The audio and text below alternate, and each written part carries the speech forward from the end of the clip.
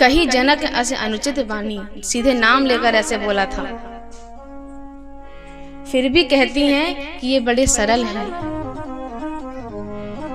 क्योंकि हम पारिवारिक लोग हैं, परदेश में हैं।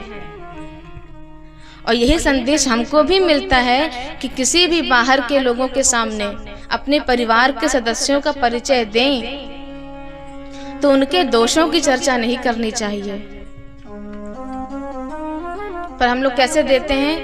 हाँ सरल हैं, हमसे पूछो कितना सरल हैं, जलेबी की तरह सीधे हैं, ऐसे बोल देते हैं बाहर वालों के आगे। पर माँ जानकी ऐसे नहीं करती।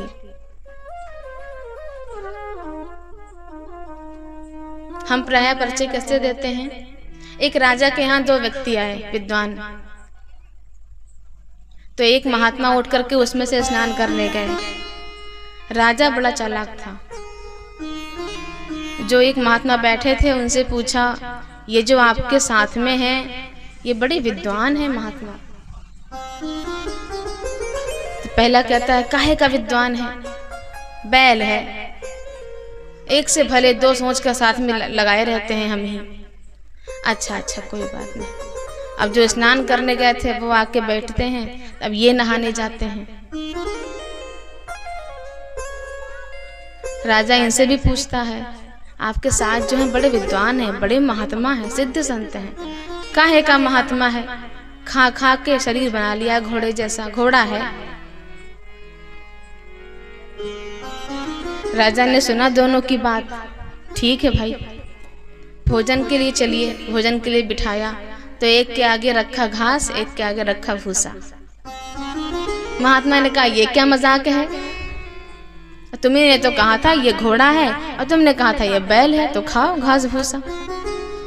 तो किसी के सामने ऐसा परिचय ना दें कि स्वयं को ही शर्मसार होना पड़े। माँ जानकी सोच रही थी कि लक्ष्मण जी का परिचय दूंगे कि छोटे देवर हैं तो सब समझ जाएंगे कि ये राम जी कौन हैं। पर ध्यान आया कि मैंने कहा है कि नाम लखन लघु देवर मोरे, ये मेरे छोटे देवर हैं, तो कहीं इन सबको ये ना लगे कि राम जी बड़े देवर हैं।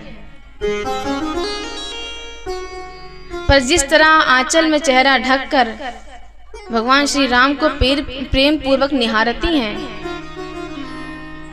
आधा चेहरा ढका हुआ है, आधा खुला हुआ है, आंचल की ओर से राम जी को निहारती हैं। परमात्मा को आंचल की ओर से निहारती हैं, समझिए। लेकिन कबीरदास जी ने कहा है कि घूंघट के पट खोल तो पियो मिलेंगे, और जानकी जी निहारती हैं घूंघट की आड़ से। घूंघट की बहुत महिमा है। अब भले नहीं है घूंघट, दुपट्टा अब है, हाँ तो जिनके पास है संभाल कर रखिएगा। बच्चों के पसीने पोंछता है, धूप में बच्चों के सर पर छतरी का काम करता है। ससुराल में जब मायके की याद आती है तो आंसुओं को सागर को समेटता है। पति को जब भोजन परोसते समय ये आंचल उस थाली को पोंछता है।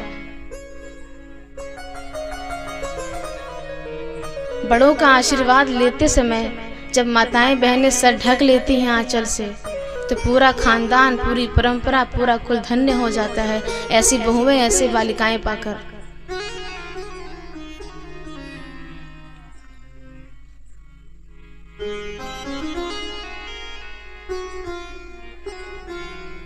जब तक बच्चे माँ के आंचल में रहते हैं पूरे संसार का बादशाह बनते हैं। तो आजकल के बच्चों से ये आंचल छीन मत लीजिएगा फैशन के चक्कर में। हमारे यहाँ आंचल की बहुत महिमा है, बहुत गौरव है इसका।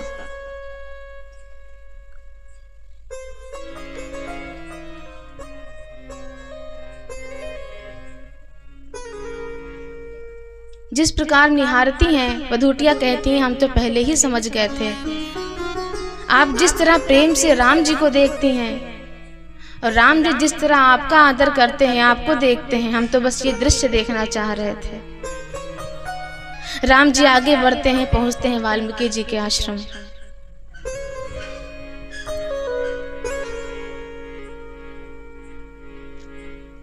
स्वागत करते हैं, वाल्मीकि जी बिठाते हैं। रात वहीं विश्राम होता है बातचीत करके। अब राम जी पूछते हैं कि हम कहाँ निवास करें। वाल्मीकि जी कहते हैं पहले आप बताइए कि आप कहाँ नहीं हैं, तब मैं बताऊं कि आप निवास कहाँ करें। आप जहां ना हो वहां बताइए, वो स्थान आपके रहने लायक है। खूब बातचीत करते हैं भगवान से। सुनहु राम अब कहूँ निकेता,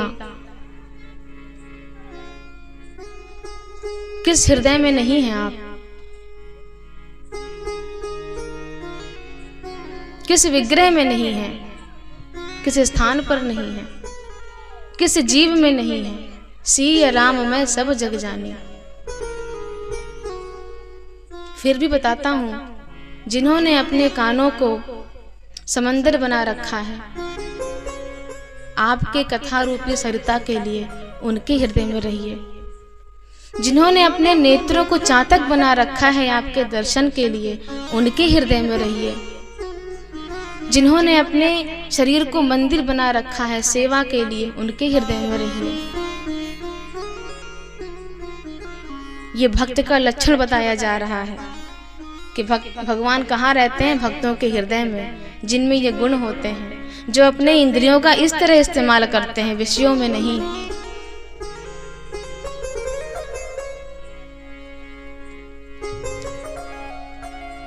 जिसके जीवन का एक ही लक्ष्य है कि तुम ही निवेदित भोजन करहिं।